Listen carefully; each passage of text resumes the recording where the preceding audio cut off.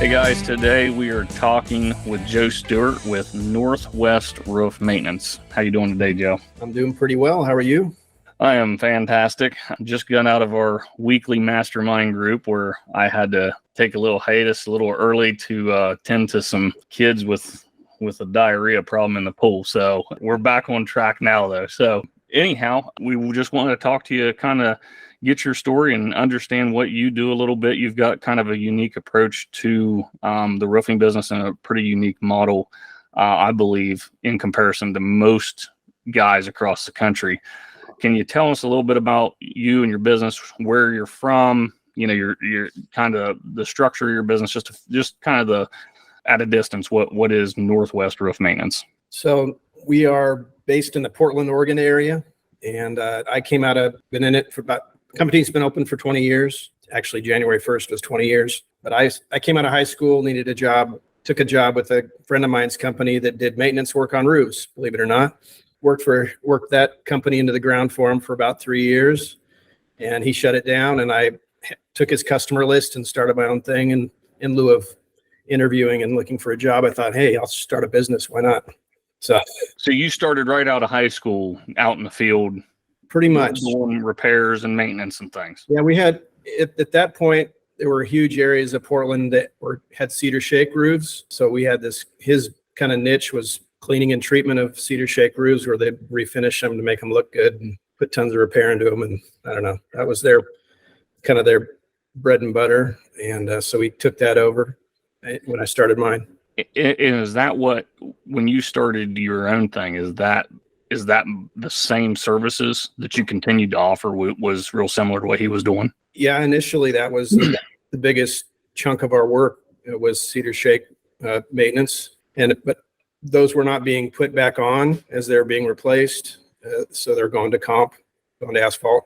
So we had to kind of transition what we were offering just because the opportunity wasn't there. And at this point, we don't even cedar shake roofs anymore. So there's not too many of them and nobody likes it. So yeah, I've been up and down the East Coast, and you go to some real high end developments, you'll see a few, but they're few and far between today. I think that's kind of, unfortunately, they're so pretty. It sucks to see them go, but at the same time, nobody really wants to mess with them. So you've been in business about 20 years, and your primary services are maintenance and repair, correct? That's correct. So we're cleaning moss off a roof. Roofs, it grows everywhere here in this climate. So cleaning moss, tree debris is part of it, cleaning gutters, and then fixing.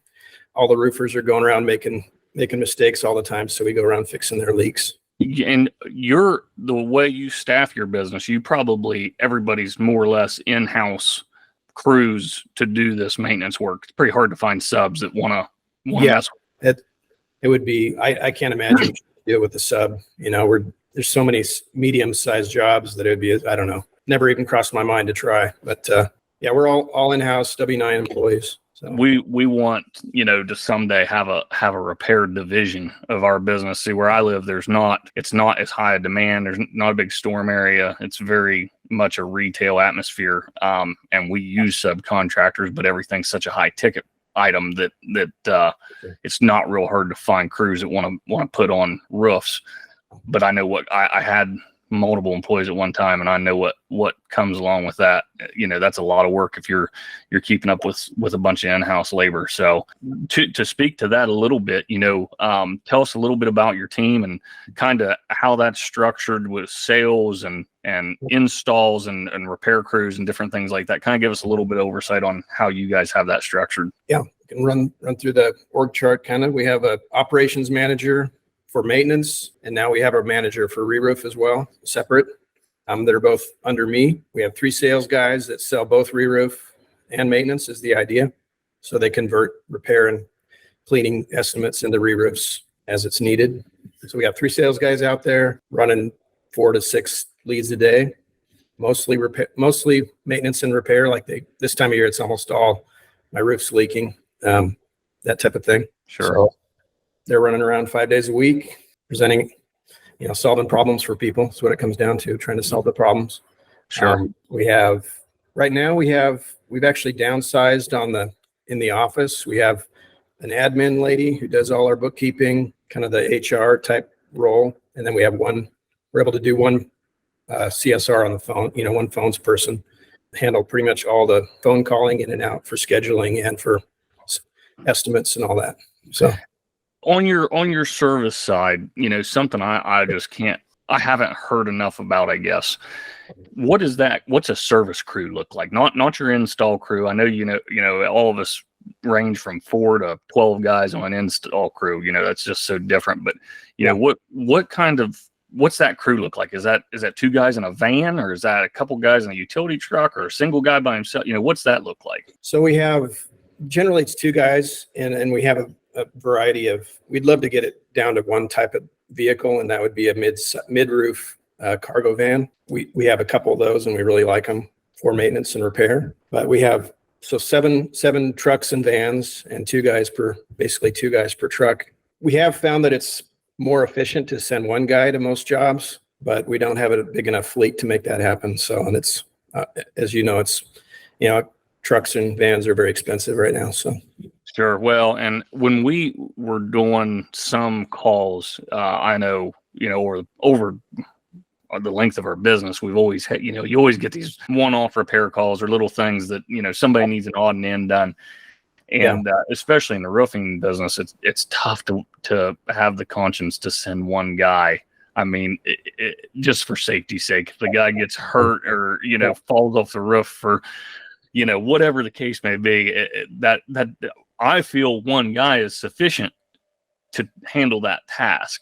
There's not too many roof repairs that require 2 people to handle them, but at the same time, man, it's hard to not pay that second guy just to be there if he needs him, So I wondered how you structured that. That was one of my mostly two guys on a crew. I did the work myself for off and on for a good 10 years. And, I did all kinds of crazy things all by myself. So I have to work my way out of that crazy 20-something, 30-something, to actually caring for people. Sure. Well, and it's tough to make that transition, because I was the same way. I mean, and my spiel always was, I won't ask you to do something I wouldn't do. The problem was I'd do freaking anything, So it was like, we were out power washing. How are you doing?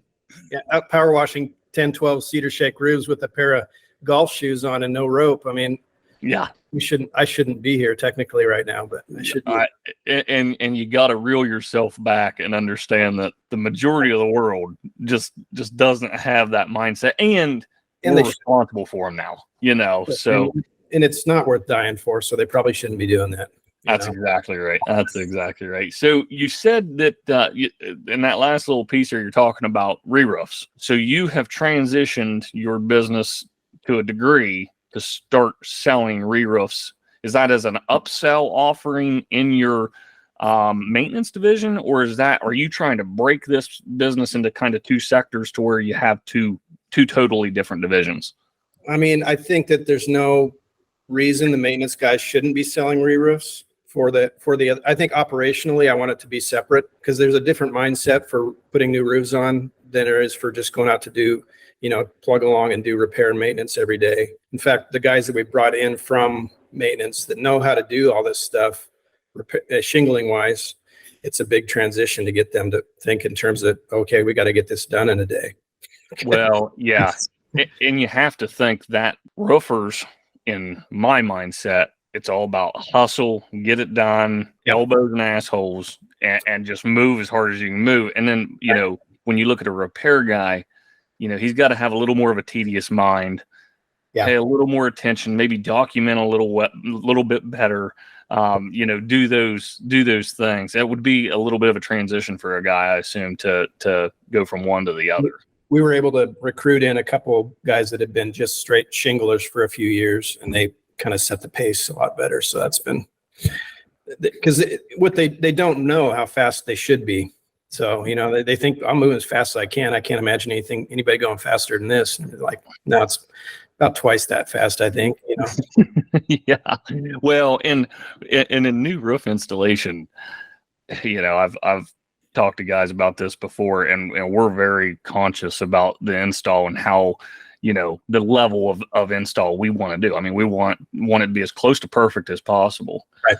But what I could see a lag in judgment is you can get really freaking close to possible and not even think about it when you're doing a new install. When you're doing a repair, you got to pay attention to every piece of it and really kind of be tedious with that, I would assume. But something else that I know you and I spoke about a little bit before that I got a little bit of advice from you on that I think's just fantastic is your incentives for your people and how you take care of everybody under your roof and how you do it.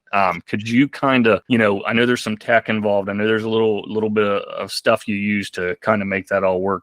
Give us a little bit of insight into how that works in your business. Okay. Well, we try to set it from the sales side. It's pretty basic. It's we do a base plus commission. We pay the commission on paid invoices, nothing beforehand. It seems to work pretty good for us. They also have, like you're saying, we use an app called Automate Motivate, which is a gamification app, I guess is the word they use for it, where we put things in there for each type of role in the business that revolve around customer service. So like reviews, if they get a review with their name on it, they claim it in there and it's automatically adds points to their system and they can buy stuff or cash it out. But it's, customer service. And also, separate from that, we track callbacks and those kind of things. And those ace them out of all those opportunities for a time period. But callbacks, anything we're trying to move as far as culturally in the company, as far as things that we think are important that are causing maybe problems in the company, we put an Automate Motivate in there to put a positive twist on it. So they like a daily, like on every roof, if they measure the pipe flat, how big the pipes are. We are having this big problem where they never would put what size it was, and we always ended up not having what we needed. So they'll claim just a little reward for that. It's like $1 or something. They'll snap a picture of it and they claim $1, a little dopamine rush, and we're off and we have what we need. But and is that changed when for the pipe boots, for instance? Yeah. Have you had a lot of success getting guys to just take that picture of pipe boots now? Oh yeah, I see them every day. There's a bunch of them. So eventually I'll probably, I don't know, it's you almost take to, because it's the way we roll it out. It's like, this is a temporary thing and this is what we're requiring, but we'll share some of the success with you with this. Eventually you want to peel it back because it's part of their job. They should be doing it anyhow.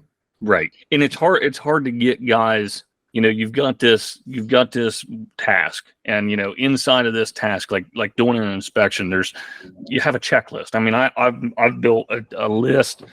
Basically my SOPs are checklists. They're nothing more than that, and like for a sales guy to go out and do in-home inspection, he's got that's on his checklist, measure this, measure that, check for damage here, check for flashing, check for, whatever, take pictures of the siding on a parapet wall or an adjacent wall, whatever, you've got all these, but for some reason it's hard to get guys to do those little things, and something like that that's so simple and sounds fairly inexpensive overall. Yeah, the program is inexpensive, and it's all you have total control over what you pay them for it. It's right. I mean, you definitely want to keep track of that.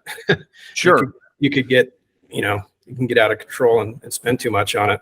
Do you use it for other things? Just don't mean to cut you off, but I kind of want. I think it's a fantastic thing, and I'd like to know more about it myself. But do you use it in the office too, like taking down information and things like that? I use it. So in the office on the phones, we have goals for setting new appointments, that kind of thing. So they get a reward for different tiers of how many estimates they set for the week, and they just claim it through there. So I don't have to track it. I mean, I do track it, but they're tracking it themselves. On the tech side, we have this goofy one that says I showed up looking clean in uniform and I brushed my teeth or something like that. They take a selfie picture of themselves and claim 50 cents or something. It's like kind of fun because everybody's making faces most of the time. Sure. We do that in the office as well. We do it based on checklists, though. All of our people have a weekly checklist that have routine stuff they're doing, and so at the end of the week, they snap a picture of this big checklist they did for the week and claim that as an Automate Motivate. And that picture is just saved in Automate Motivate, so you can verify that they're actually doing their checklist that they're supposed to be doing. Correct. Yeah. You can in Automate Motivate, you can say, you can require a description and a photo. So I usually on those type of things, I'll just say picture, and they'll take a picture of it. It has the date on it and everything. And, it doesn't prove that they actually did everything, but if they're willing to lie about it, that's a different issue. So you're going to find a lot bigger problems in their employment if they're willing to lie over $1. Right. Exactly. Yeah. Like a weekly checklist, I'll put $10, $15 on it or something. Sure. So it's a big enough deal for us, that they're doing those, at least to me. Absolutely. So. Yeah, no, I like I say, I think it's great. I think it's a great way to incentivize people. I mean, today, you can pay somebody a certain hourly rate, but everyone wants a little bit of skin in the game. Everybody wants to get a little piece or a little share and feel like they're appreciated just a little bit more than an average employee. So I think it's a great way to do it.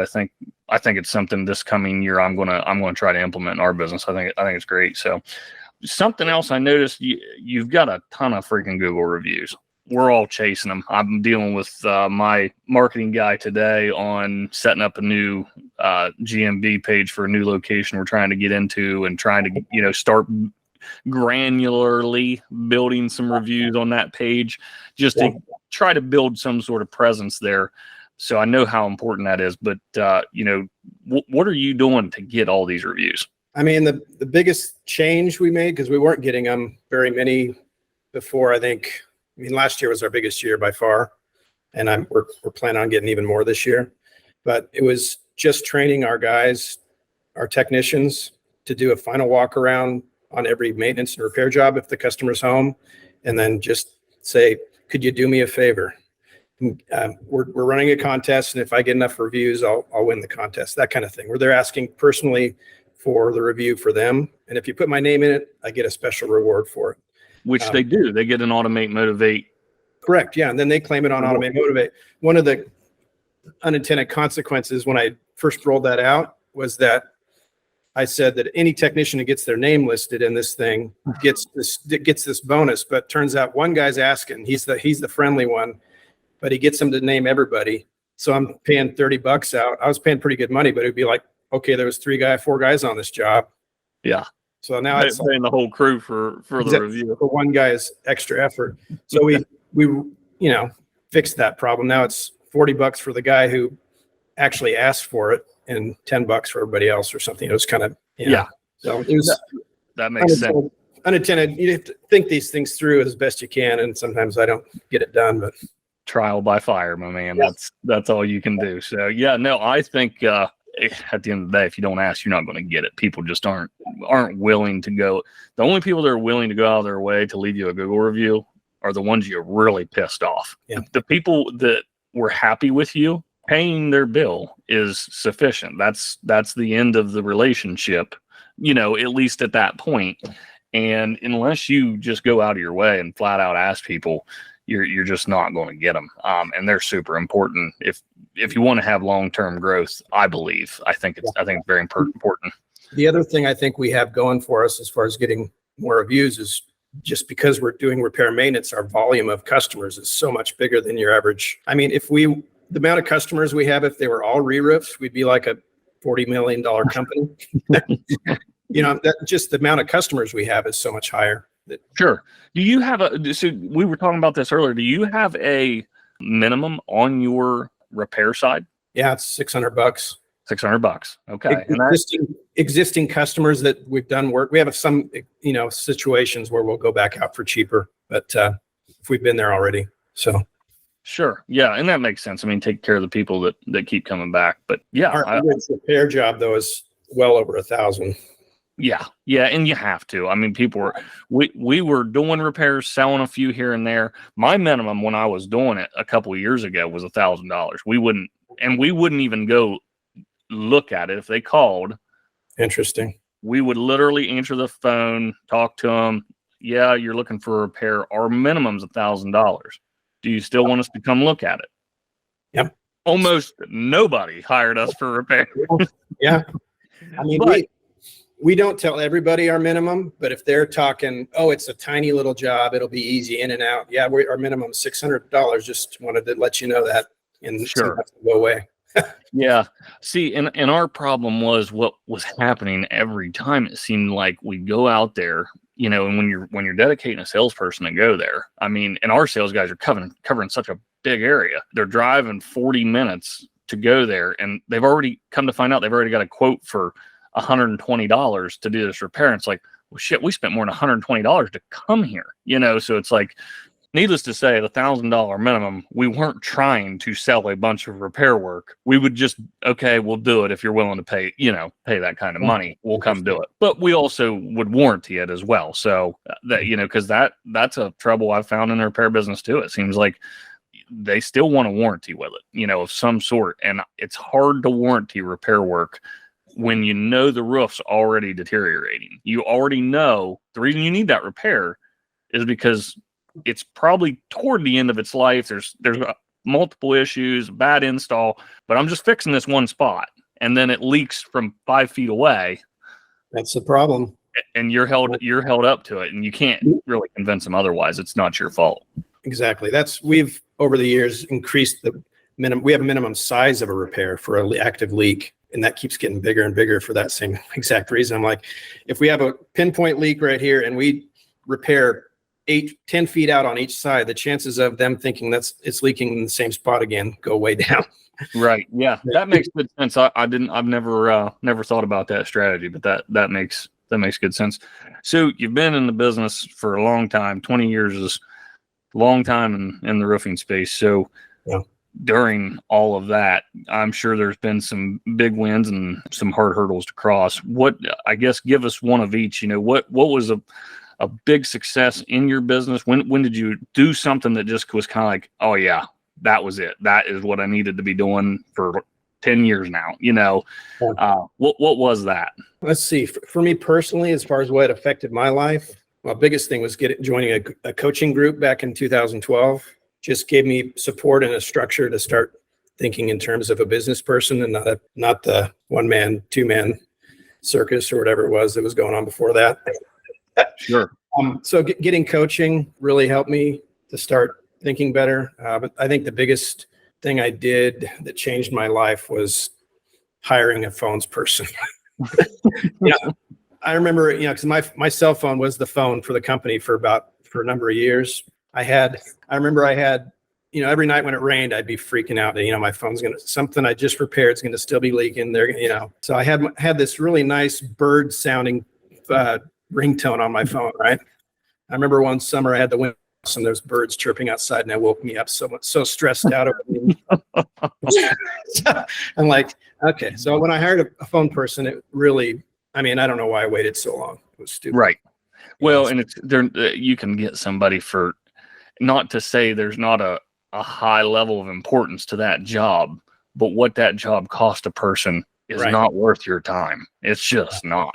And so many people, I just for instance, today I drove to San Antonio in my camper, broke a sewer line because I hit a freaking curb. So I broke a sewer line because a guy ran me off the road. So I called the first 3 repair guys on Google, and none of them answered the phone. And it's like, what the hell? Why is somebody not? It was 2 o'clock in the afternoon, about 1 o'clock in the afternoon, maybe. And nobody's answering the phone. And any one of those 3 would have answered the phone. They'd have got my business. You know what I'm doing? I'm going to freaking Lowe's. I'm going to go get a coupling and fix it myself and move on, So yeah, it's not just the stress. It's the amount of what pays off. It's the return. Those people, you'll get those customers that you're not getting by sending them the voicemail. But yeah, so that was the big win. What's been the toughest challenge across the 20 years in the roofing business? I think the last year has been one of the hardest years for us. I hear all the guys on the roundtable call there, and they're doing great, and I'm really happy for them. This last year has been, I think, through COVID, we had to keep increasing our pay rates to keep people, and I'm happy that we're able to pay them that. But now it's harder to sell with this economy, sell at that rates that we were used to selling it for. We could pretty much raise our prices and get whatever we needed. So this last year, to staying profitable has been a real challenge. So, and it's been stressful. So I think you say that, and I think it's about to hit us all to a degree. I think we're all going to see that because I'm in the same boat. I've paid my guys more and more, raised even their commission percentages more and more every year. Gotcha. And this year the way we structured it this year, we changed it completely. We do a draw system. They get a salary draw that they have to pay me back, but they get 7% commission on the sale. Gotcha. So, mind you, everything they've got is mine, like trucks, fuel. They don't pay for anything. So it's not like they're a 1099 salesman. They're W-2 sales guys. Everything's provided. Heck, their meals are provided, I feel like, about 80% of the time, but we take good care of them. But the problem is just like you said, we're going to get so competitive and cutthroat in our markets and what we're doing that it's going to be hard to maintain paying guys that good, even though if you want to keep them, you don't really have a choice. On the other side of it, paying more this last few years, our turnover in the technician field has been almost zero. Yeah. Whereas we've had a problem with it being about 30-40% turnover, so that's expensive on the other side as far as training and being able to trust somebody. So that's a good point. I mean, and we've always been fortunate in the turnover piece. We've not, but we don't, for multiple years now, we haven't had techs as W-2 employees. So I haven't had to worry about that so much myself, but no, that does make a good point to that. But, so it's wintertime. You're up in the northwest area. There's no way that you got good weather up there. What are you guys doing this winter to get better or stay productive, or what's keeping the bills paid, or are the bills getting paid out of savings and you're working on other things? And our repair and maintenance pretty much keeps chugging along. That's the nice thing about it. I mean, if we were relying right now on roof replacements, we'd be in trouble. We have a few on the books still. We don't have a big backlog since we're new at it, but we're pretty much dealing with rain. Today we had snow overnight, which we didn't expect, so that we don't do a lot when it snows. It's not, by the time we get out there and try to clear the roof off or anything like that, we're losing money, I feel like. So, but Sure. The repair and maintenance, we're able to do most things any weather. There's certain repairs we have to call off. If we're doing a 30-foot valley repair, we're probably not going to do that in the rain. Yeah. There's no contract that's strong enough to keep us from having to pay for that one, I don't think. But Right. repair and maintenance keep us going pretty well. The rain actually helps us in that regard. When it rains hard, we're busy. Because now people know they have a problem. And they can't put it off. Whereas you get, sometimes in February, we'll get 2 or 3 weeks of just dry and cold. That's when you're calling your own phone to make sure it still works, because people just aren't motivated. So, sure. Other than Automate and Motivate, what other apps or technology tools are you using, inside of your sales process and inside of your production process? So it's been, our main CRM is called Service Fusion. It's a little antiquated, but we find that it has the fewest hiccups for our process as far as things that are just a real pain. We tried switching to a couple other ones, and certain things about it just didn't work for the amount of volume we're doing as far as the amount of jobs. Right. We have that Service Fusion that does our schedule for sales and for operations. It can do basic reminders and on my way texts. But then we also have an integration built with that to ProLine, the legacy version of ProLine. Mm-hmm. And that does all the follow-up for us for re-roofing and for maintenance. So you still have the same version of ProLine I have. Then you have the original, yeah, messaging, text and email only feature, correct?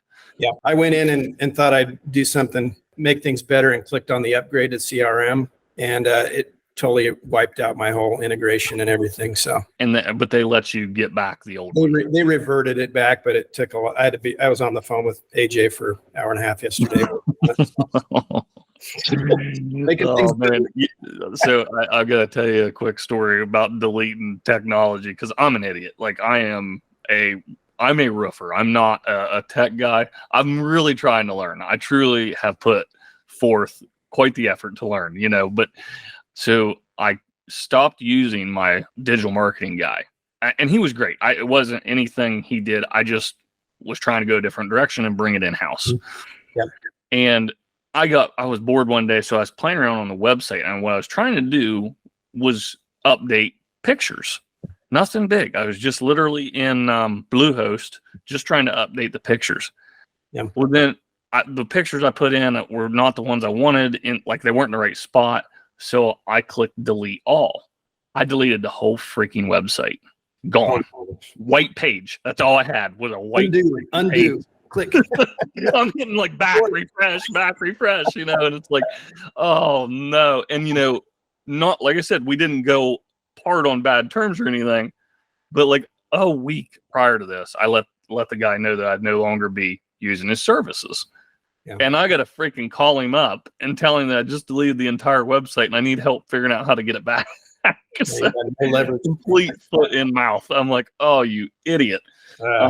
Yeah. So we use Proline, and Proline also connects with Dope Marketing, which we just use selectively for follow-up on bigger jobs and re-roofing. So we'll do a handwritten card and a postcard follow-up. I don't do the Radius. I don't know. I haven't made that work. It seems expensive, the Radius marketing. But are you having any success with Dope and those campaigns on follow-up? It's hard to tell. Still early. Yeah, we do have a tracking number. That's the other thing. We have a program called Call Tracking Metrics where you can buy tracking numbers for cheap. And so we put tracking numbers on everything, so we can pin down at least a portion of what's coming from that. All my emails have that in there, and it really sheds light on really what's working a little better. I don't know anything about that. Can you give us just a high level view of what that is? Because that's new to me completely. So it's basically an online phone service. You can use it as your main phone lines, but we don't. We have Service Fusion has its own call phone system, our CRM. But basically, you can buy for like $2 a month a dedicated any number you want that they have available. Your local numbers. You put that in your marketing, you label it with a source, and it just forwards to your main line. So you just have that pulled up when you're doing phone calls, and you'll see that pop in. Okay, they called right off my email I just sent. That's cool. Or that postcards that just went out. The other one is we do mailed newsletters a lot. Every month we send out like 5,000 newsletters, kind of alternate it through our list. And every time it hits, I'll see a bunch of calls come from that right off the paper newsletter. So. Wow. Yeah, that's handy because it's inexpensive. So right. Well, yeah. I mean, you're not paying anything for it hardly, and I know for me that's one of the big metrics I'm trying to really get a better grasp on this year.